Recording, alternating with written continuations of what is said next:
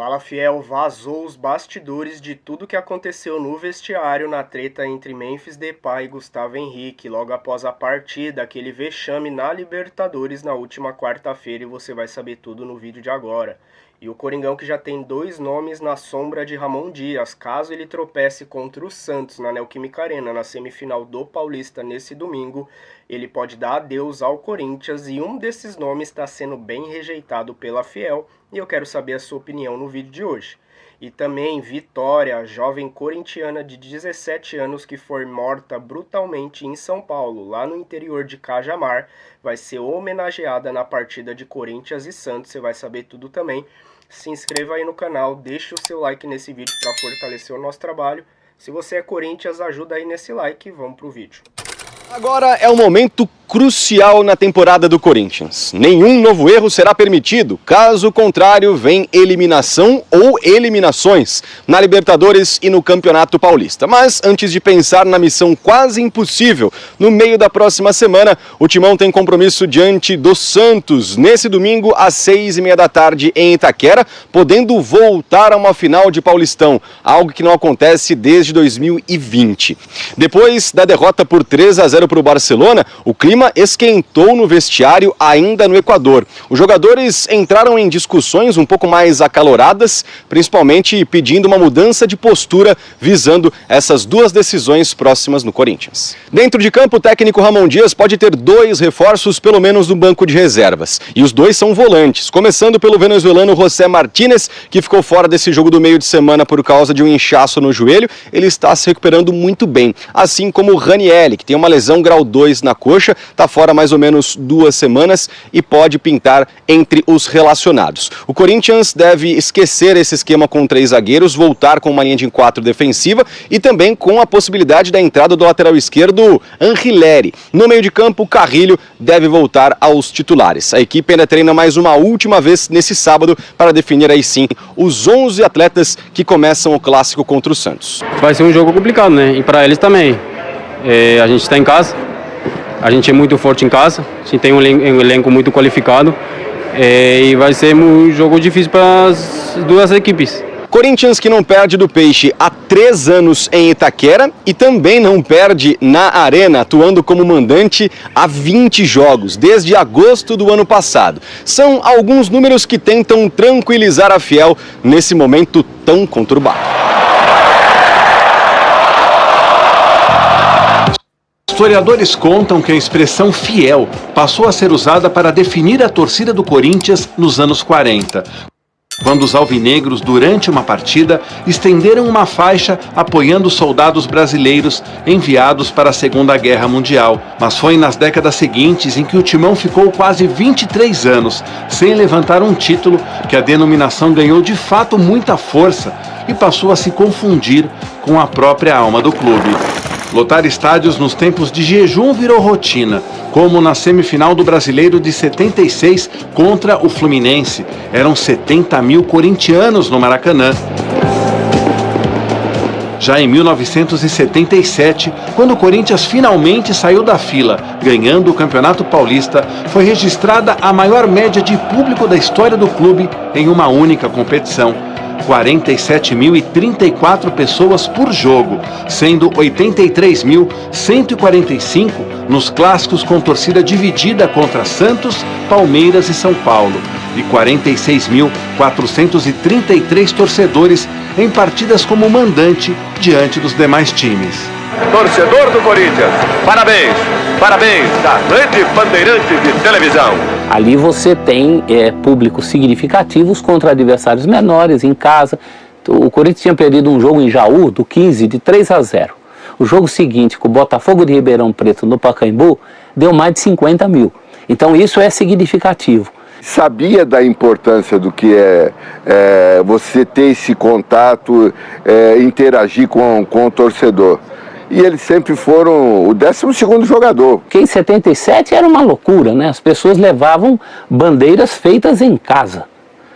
Não era torcida organizada. E este fenômeno de ocupação das arquibancadas e fidelidade está se repetindo agora na Arena de Itaquera. com públicos superiores a 40 mil pessoas. A média do Campeonato Paulista, inclusive, se aproxima em relação à de 1977. Eu acho que para outros clubes nem tanto, mas para o Corinthians, se tratando da torcida que a gente tem, da atmosfera que a gente cria em casa, eu acho que é algo muito importante. Hoje você tem uma média que pode se afirmar, nunca teve na história. Nunca teve na história, inclusive com estádios disponíveis. O Corinthians mandava muito jogo no Morumbi, ele poderia ter média de 40 mil, sendo mandante no Morumbi, e não tinha. Quando você fala média, você está dizendo que você vai ter 40 mil contra o Água Santa, contra o São Bernardo e também nos clássicos. Isso nunca tinha acontecido. Ironicamente, o Corinthians vive agora o seu maior jejum de títulos desde que saiu da fila em 1977. Já são 6 anos sem dar uma volta olímpica. E como há 48 anos, a torcida está mais do que mobilizada. A torcida do Corinthians é a única que não para. Ela pode estar perdendo de 5-0, mas ela continua vibrando na arquibancada. Eu acho que é um paralelo interessante para se traçar com essas médias de público altas do Corinthians hoje e aquele fenômeno de 77, é o ressurgimento, talvez não do corintianismo, acho que o corintianismo sempre continuou existindo, mas o corintianismo de estádio, a experiência no estádio de futebol, ela tem sido retomada pelo corintiano, tem sido mais significativa do que foi nos últimos tempos.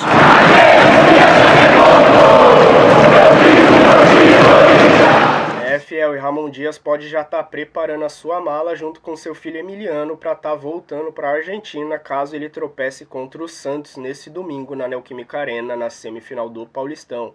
2 nomes já agradam a diretoria corintiana. Houve um contato ano passado, bem recente, antes de Ramon Dias chegar no Corinthians, e esse nome era quem na época? Renato Gaúcho. Eles eram nomes junto com o Tite também bem cotados para assumir o Coringão naquela época, mas o Renato ele estava empregado na época, ele ainda estava no Grêmio, né? Então a situação não ocorreu da melhor forma possível, não teve um avanço, e naquela oportunidade também o Corinthians foi atrás de Carille. Carille que também teve uma conversa bem avançada, igualmente Renato Gaúcho, mas optou por continuar no Santos. E aí o Corinthians foi para a terceira opção, que era a dupla Ramon Dias e Emiliano Dias, que acabaram fechando. O outro nome é Tite, junto com o Renato Gaúcho. Esses dois vêm sendo 2 nomes fortes aí para assumir o Corinthians caso o Ramon Dias venha cair já nesse final de semana contra o Santos. O último trabalho bem feito de Renato Gaúcho foi lá em 2017, e isso está sendo motivo aí para toda a Fiel já estar rejeitando simplesmente a ideia de trazer Renato Gaúcho para o Corinthians. Olha o que alguns torcedores postaram aí na internet.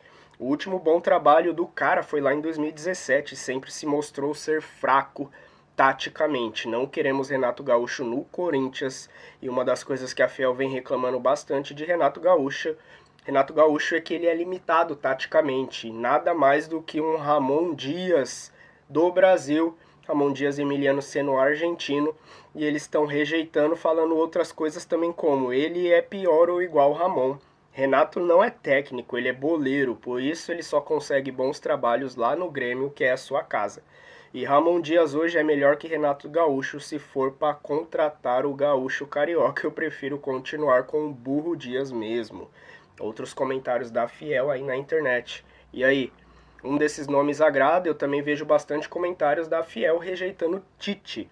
Depois do Tite ter dito que não iria trabalhar aquele ano quando ele foi contratado logo em seguida pelo Flamengo, a Fiel toda, inclusive eu também fiquei na bronca de Tite poderia ter vindo para o Corinthians. Tudo bem que o Corinthians estava numa situação delicada, mas se ele tinha o amor e a paixão que ele falava pelo Corinthians, por toda a história conquistando a Libertadores lá de 2012 e também o Mundial e todos os outros títulos que ele levantou aí com o nosso Coringão, a gente esperava que Tite fechasse com o Corinthians naquela época e viesse para ajudar o nosso time. E não foi o que aconteceu. O pior foi que ele falou que não iria trabalhar e fechou com o Flamengo. Então são os 2 nomes que estão sendo bem cotados aí. E Ramon Dias tem horas contadas aí. Se ele não der uma resposta agora se classificando para a final contra o Santos, ele pode estar pegando as suas malas e voltando para a Argentina.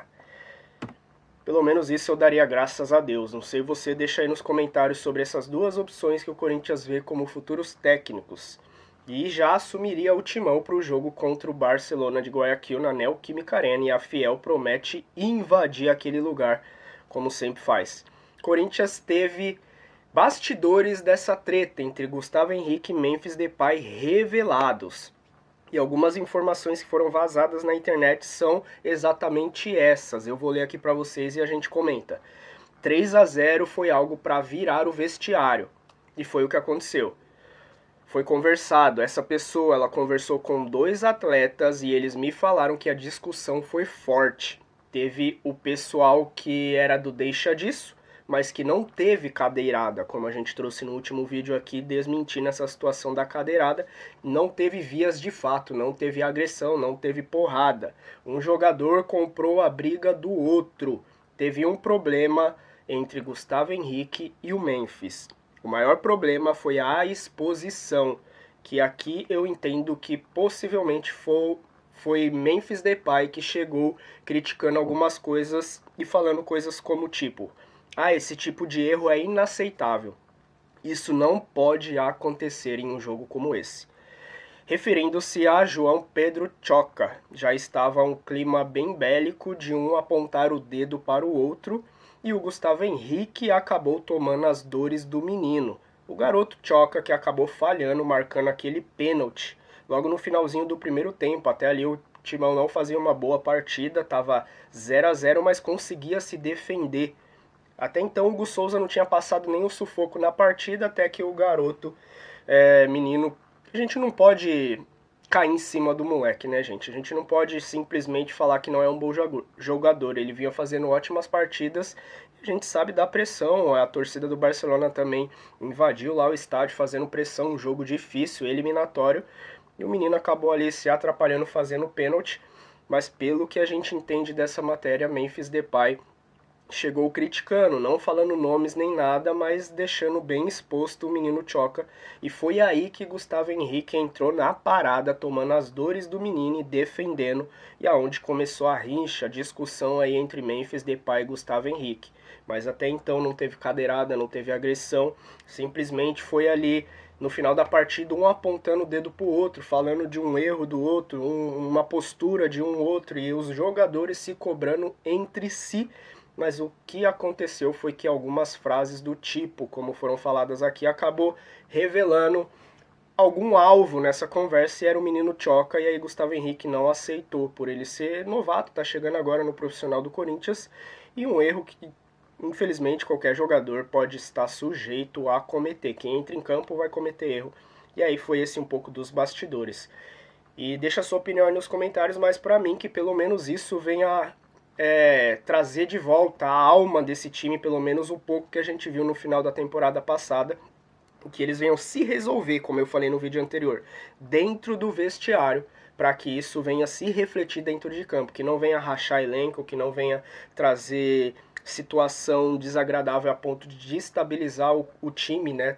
Tanto agora na reta final do Paulistão, quanto o jogo da volta que a gente tem para reverter um placar elástico ali na Neoquímica Arena, mas que venha sacudir esse time aí para os jogadores tomarem uma atitude e realmente mostrarem isso dentro de campo, que pelo menos essa discussão, esse incômodo dos jogadores venha se refletir de forma positiva dentro de campo e não venha passar disso, né? Que não venha rachar o elenco, como muita mídia anti aí já vem soltando, tentando trazer notícia conturbada para dentro do nosso Coringão, que até vinha bem, não vinha fazendo bons jogos, mas vinha demonstrando um futebol, vamos dizer assim, suficiente para fazer uma ótima campanha no Paulistão, e a gente estava esperando esse time engrenar.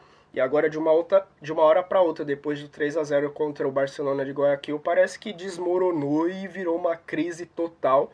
Eu acho que não é para isso. Colocar a cabeça no lugar, e tudo bem que depender de Ramon Dias e Emiliano a coisa fica bem difícil, mas que os jogadores não venham perder a cabeça. E o Coringão que está preparando uma homenagem bem especial para a Vitória. Uma corintiana, né, torcedora do Corinthians, Vitória Regina de Souza, ela vai ser homenageada logo ali antes da partida, né, de Corinthians e Santos. Torcedores vão respeitar ali um minuto de silêncio. E durante esse momento a foto da vitória vai aparecer no telão do estádio, juntamente com uma mensagem nos painéis de LED. Então isso vai acontecer nesse domingo na partida contra o Santos. Antes da partida, ela foi encontrada morta nessa quarta-feira, dia 5. A diretoria do Coringão também entrou em contato com todos os familiares de Vitória que receberam o convite para irem assistir a partida no estádio. O velório dela aconteceu no dia depois, na quinta-feira, dia 6, e tinha uma bandeira, fiel, uma bandeira do Coringão sobre o caixão, e seus familiares estavam todos vestidos de roupas do Timão durante a cerimônia.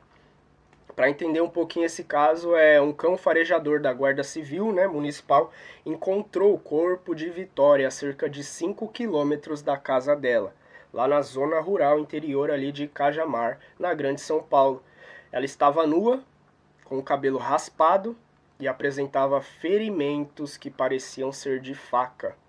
A polícia investiga o caso. Atualmente 7 pessoas estão sendo investigadas pelo envolvimento no homicídio da Vitória e agentes de segurança pública confirmaram de forma breve que ciúmes podem ser o que motivou o crime contra a corintiana de 17 anos, mas não foram revelados mais detalhes sobre isso.